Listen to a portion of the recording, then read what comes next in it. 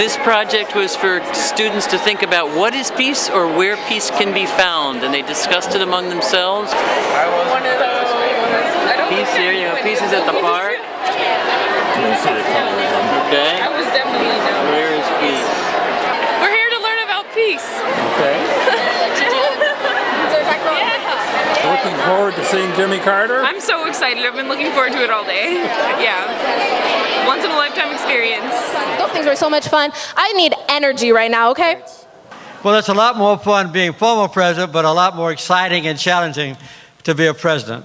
When I left the White House, after 4 years of keeping our country at peace and bringing peace to other people the best I could, the Carter Center was founded. And my wife and I have been the leaders of the Carter Center ever since. As I just mentioned, we have programs in 80 countries on earth. And one of the things we do is still try to promote peace. We negotiate peace agreements, and we meet with people with whom the United States government refuses to meet because they are kind of outcast in the international community.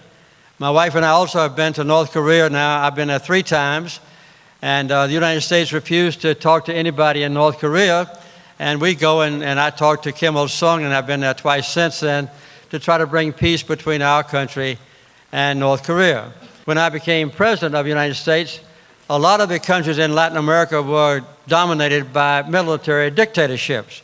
And by the time we got through with our human rights program, every country in South America was a democracy.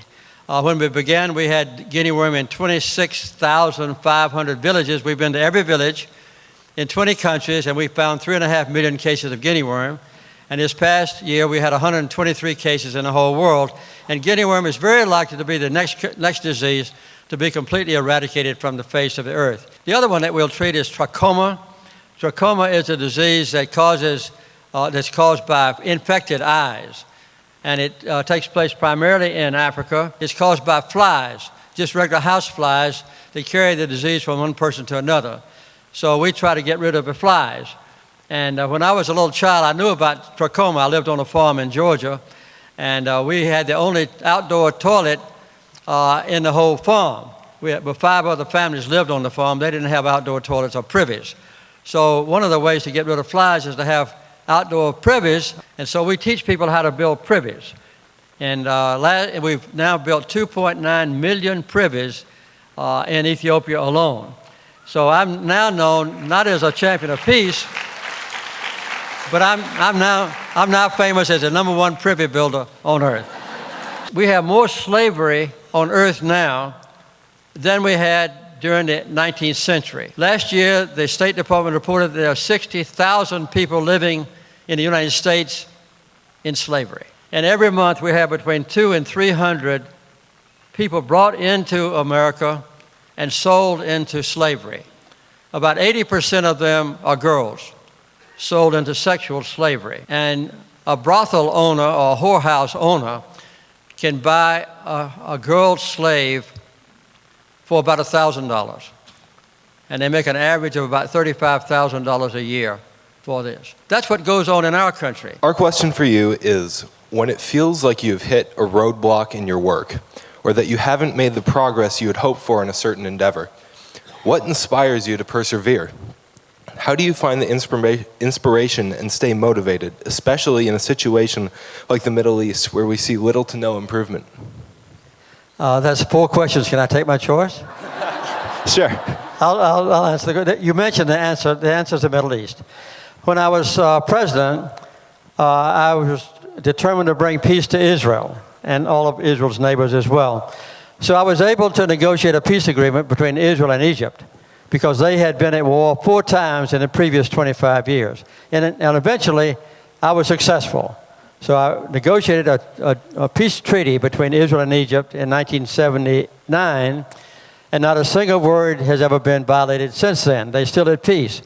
But Israel still does not have peace with its immediate neighbors, the Palestinians.